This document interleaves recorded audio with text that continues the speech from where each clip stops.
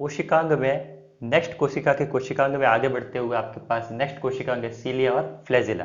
ये जो सीलिया और फ्लैजिला होते हैं, ये कोशिका को मूवमेंट का काम करते हैं, यानी कि एक स्थान से दूसरे स्थान पर कोशिका को किस प्रकार मूवमेंट किया जाए। और सीलिया और फ्लैजिला कोशिका के जो बाहरी आवरण होता है ना, जो कोशिका झिल्ली, उसके चारों ओर हेयर लाइक स्ट्रक्चर में होते हैं और ये मूवमेंट का काम करते हैं। हेयर लाइक स्ट्रक्चर होता है सीलिया और फ्लैजिला, जिसमें ये मूवमेंट प्रदान करते हैं। सीलिया और फ्लैजिला का काम ये होता है कि इसमें से जो फ्लैजिला होता है वो सीलिया की तुलना में बड़ा होता है। आपको समझाते हैं। यहाँ पर कोई आपके पास कोई कोशिका बनी हुई है, इस कोशिका के ऊपर ये क्या है, कोशिका झिल्ली है।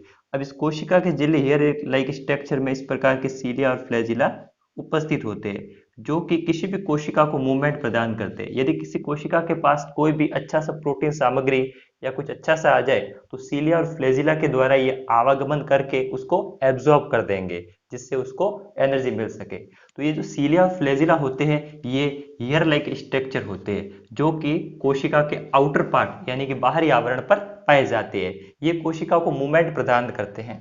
आई बात समझ में? इसमें से जो फ्लैजिला होता है वो सीलिया की तुलना में बड़ा होता है। इसे आप याद कैसे रखोगे?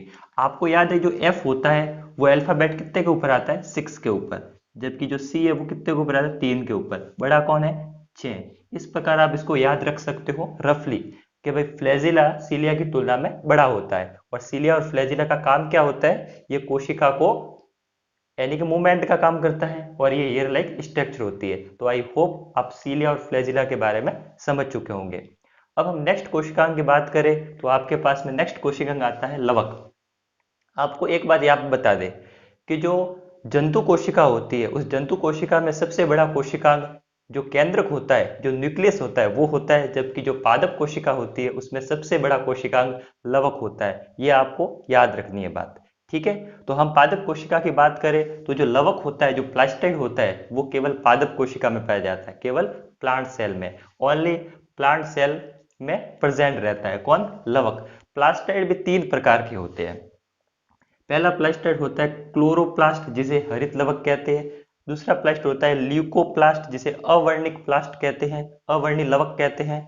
और एक होता है क्रोमोप्लास्ट, जिसे वर्णिक लवक कहते हैं। प्लास्ट का मतलब होता है लवक। तो यहाँ पर हम एक एक के बारे में पूरा अध्ययन करेंगे। पहले आपको बता दूं कि जो लवक होता है वो प्लांट यानी कि प्लांट सेल का सबसे बड़ा भाग होता है। जबकि जो जंतु कोशिकाएं होती हैं उसमें सबसे बड़ा भाग कौन सा होता है, न्यूक्लियस यानी कि केंद्रक होता है। तो ये आपको बात याद रखनी है। पहला आता है क्रोमोप्लास्ट। क्रोमोप्लास्ट को हिंदी में हरित लवक कहते हैं। जो क्रोमोप्लास्ट होता है ये केवल पादप कोशिका में पाया जाता है। ये जो हरित लवक होता है ये पत्तियों में और तनों में मुख्यतः उपस्थित रहता है। इसका मुख्य कार्य होता है भोजन का निर्माण करना। भोजन का निर्माण करना प्रकाश संश्लेषण की उपस्थिति के द्वारा। आपको पता होगा कि प्रकाश संश्लेषण की उपस्थिति के द्वारा पेड़ पौधे अपना भोजन बनाते हैं, यानी कि ग्लूकोज का अणु बढ़ाते हैं। तो यहाँ पर जो क्रोमोप्लास्ट है जिसे हरित लवक कहते हैं, ये विशेषतर पत्ती और तना में पाया जाता है और भोजन का निर्माण करता है। नेक्स्ट की बात करें तो ल्यूकोप्लास्ट, जिसे अवर्णिक लवक भी कहते हैं, ये मुख्यतः जड़ और तना में पाया जाता है। इसका मतलब इसमें किसी भी प्रकार का रंग नहीं पाया जाता। जो ल्यूकोप्लास्ट होता है इसका मुख्य कार्य होता है भोजन संग्रहण के लिए।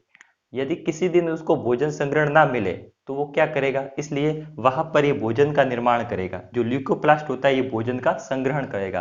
कभी भी पेड़ पौधों में भी यदि लॉकडाउन लग जाए तो उनको भी तो भोजन का निर्माण करना जरूरी होगा, इसलिए तो ल्यूकोप्लास्ट भोजन का संग्रहण करता है, जो मुख्यतः जड़ और तना में उपस्थित रहता है। तीसरे यदि लवक की बात की जाए तो क्रोमोप्लास्ट होता है, जिसे वर्णिक लवक कहते हैं।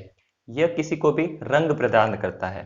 जैसे कि आपने देखा होगा कि आम का रंग, सेब का रंग अलग अलग प्रकार के होते हैं। तो ये किसके कारण होते हैं, क्रोमोप्लास्ट के कारण, वर्णिक प्लास्ट के कारण ये रंग प्रदान करता है। आई होप आपको प्लास्टाइड के बारे में समझ में आ चुका होगा। प्लास्टाइड केवल प्लांट में पाया जाता है और ये 3 प्रकार के होते हैं, हरित लवक, अवर्णिक लवक और वर्णिक लवक। जो हरित लवक होता है वो भोजन का निर्माण करता है, जबकि अवर्णिक लवक भोजन संग्रहण करता है। और जो क्रोमोप्लास्ट यानी कि वर्णिक लवण होता है वो रंग प्रदान करता है किसी भी जो पेड़ पौधे होते हैं उसकी। यहाँ पर बात की जाए तो यहाँ पर आपको कुछ एग्जाम्पल बताते हैं। जैसे कि गाजर का रंग किसके कारण होता है, कैरोटीन के कारण। चुकंदर का जो रंग का कारण होता है वो किसके कारण होता है? बीटा नॉन के कारण। इसी प्रकार जो टमाटर का लाल रंग होता है वो होता है लाइकोपेन के कारण। इसी प्रकार जो फलों का पीला रंग पाया जाता है वो पीला रंग पाया जाता है जैंथोफिल के कारण। तो आई होप आपको समझ में आ चुका होगा कि सीलिया और फ्लैजिला क्या होता है और लवक जो प्लास्टाइड क्या होता है। तो सीलिया और फ्लैजिला ये दो प्रकार के कोशिकांग होते हैं जो कि कोशिका को मूवमेंट प्रदान करते हैं। ये हेयर लाइक स्ट्रक्चर में होते हैं, जबकि जो प्लास्टाइड होता है वो केवल प्लांट सेल में ही उपस्थित होता है, केवल पादप कोशिकाओं में उपस्थित होता है। यदि जंतु कोशिका की बात की जाए तो सबसे बड़ा कोशिकांग होता है वो लवक होता है, प्लास्टाइड होता है, जो कि 3 प्रकार का होता है। एक होता है क्रोमोप्लास्ट, ल्यूकोप्लास्ट और क्रोमोप्लास्ट। इस प्रकार से आई होप आपको बात समझ में आ चुकी होगी। आप चाहो तो इसका स्क्रीनशॉट ले सकते हो। अब हम बात करेंगे गुणसूत्र के बारे में, जिसे क्रोमोसोम्स कहते हैं। गुणसूत्र के द्वारा ही भावी पीढ़ी का निर्धारण होता है, यानी कि आनुवांशिक गतिकी का। इस प्रकार जो गुणसूत्र होता है वो केंद्रक में उपस्थित होता है। जो कोशिका का केंद्रक होता है उसके अंदर गुणसूत्र उपस्थित होता है। कोशिका है, इस कोशिका के बीच के भाग को केंद्र कहते हैं, और उस केंद्र को यदि खगोला जाए, यदि देखा जाए, तो उसमें इस प्रकार के धागेनुमा श्रृंखला पाई जाती हैं जिसे जीन कहते हैं। और इसे यदि खगोला जाए और भी खोला जाए तो उसमें डीएनए और आरएनए उपस्थित होते हैं। यानी कि यहाँ से इंपॉर्टेंट क्वेश्चन तो ये बनता है कि जो गुणसूत्र होते हैं वो कहाँ पर उपस्थित होते हैं? तो कोशिका के केंद्र में गुणसूत्र उपस्थित होते हैं। और जब गुणसूत्र में आगे देखा जाए तो डीएनए और आरएनए पाए जाते हैं और जीन भी पाया जाता है। डीएनए और आरएनए क्या होते हैं उसके लिए अलग से वीडियो बनाया जाएगा। डीएनए का मतलब होता है डीऑक्सीराइबोन्यूक्लिक अम्ल और आरएनए का मतलब होता है राइबोन्यूक्लिक अम्ल। आपके लिए यहाँ पर लिख देते हैं। तो यदि आपसे पूछे कि डीएनए का मतलब क्या होता है तो आपको लिखना है डी ऑक्सी राइबो न्यूक्लिक अम्ल। ये आपको पूरा नाम याद होना चाहिए। जबकि यहाँ पर दूसरी बात की जाती थी आरएनए की, तो आरएनए का नाम होता है राइबो न्यूक्लिक अम्ल। तो डीएनए और आरएनए के लिए एक अलग से ही बायोलॉजी में टॉपिक है, तो उसके लिए हम अलग से वीडियो बना देंगे। तो यहाँ पर हम बात कर रहे हैं गुणसूत्र के बारे में। तो गुणसूत्र मुख्यतः केंद्रक में उपस्थित होते हैं, कोशिका के केंद्र में, जिसमें आरएनए डीएनए और जीन उपस्थित होता है, उसको खगोल के प्राप्त किया जाता है। यहाँ पर यदि गुणसूत्र की बात की जाए तो मानव शरीर में कुल 46 गुणसूत्र उपस्थित होते हैं। 46 गुणसूत्र, इन्हें जोड़ों में देखा जाए तो 23 जोड़े में उपस्थित होते हैं। अब इनको जोड़े में क्यों लिया जाता है? क्योंकि हमारे शरीर में जो भी आपके पास पार्ट है, जैसे कि हाथ जोड़े में, पैर जोड़े में है, आंख जोड़े में, कान जोड़े में, इसी प्रकार जो क्रोमोसोम्स गुणसूत्र है उनको भी जोड़े में लिया जाता है। मेल और फीमेल में 46 क्रोमोसोम उपस्थित होते हैं, जिसमें से मेल और फीमेल में जो जननांग होते हैं वो अलग अलग उपस्थित होते हैं। बाकी 90% पार्ट होता है वो सेम होता है। केवल यहाँ पर दो गुणसूत्र की भिन्नता के कारण होता है। यहाँ पर यदि देखा जाए तो जो क्रोमोसोम्स होते हैं वो मानव शरीर में 46 पाए जाते हैं, और जोड़े में बात की जाए तो 23 जोड़े गुणसूत्र उपस्थित होते हैं। यहाँ पर जीन की बात की जाए तो उसकी आकृति इस प्रकार की होती है, जिसमें डीएनए और आरएनए पाया जाता है। डीएनए आरएनए की यहाँ पर डेफिनेशन मैंने लिख ली है। यहाँ पर मेल में 44 प्लस 2 46 हो रहा है, जबकि फीमेल में 44 प्लस 2 46 हो रहा है।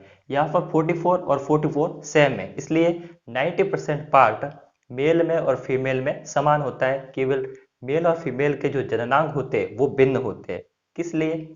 यहाँ पर देखा जाए तो 44 प्लस 2 और 44 प्लस 2, जबकि यहाँ पर 2 मेल में यदि बात की जाए तो 2 अलग है एक्स और वाई के द्वारा, जबकि फीमेल में जो 2 है उसमें एक्स एक्स, यानी कि जो एक्स वाई और एक्स एक्स होते हैं वो ही यह निर्धारित करते हैं कि किस प्रकार से पुत्र जन्म लेगा या फिर पुत्री जन्म लेगा। ये यहाँ पर डिनोट करते हैं। फीमेल में यदि एक्स एक्स देखा जाए तो फीमेल होगी, और यदि मेल में देखा जाए तो एक्स वाई होगा तो मेल की उत्पत्ति होगी। तो आई होप आप गुणसूत्र के बारे में पूरा समझ चुके होंगे। सिंपल सा टॉपिक है, आपको याद रखना पड़ेगा क्योंकि ये एग्जाम की दृष्टि से बहुत महत्वपूर्ण है।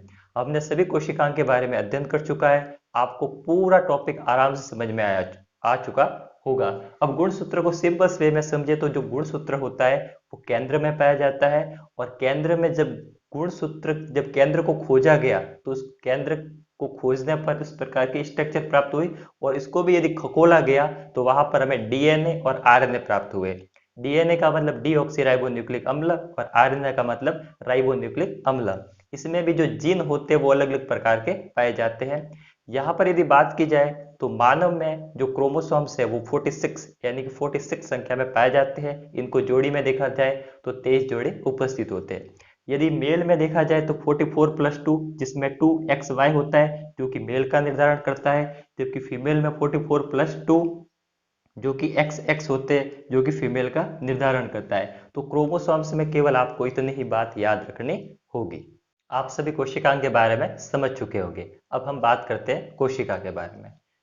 कोशिका होती है वो सबसे छोटा अंग नहीं होती है, सबसे छोटी इकाई होती है। मानव शरीर की जो सबसे छोटी इकाई होती है वो कोशिका होती है, ना कि सबसे छोटा अंग होता है।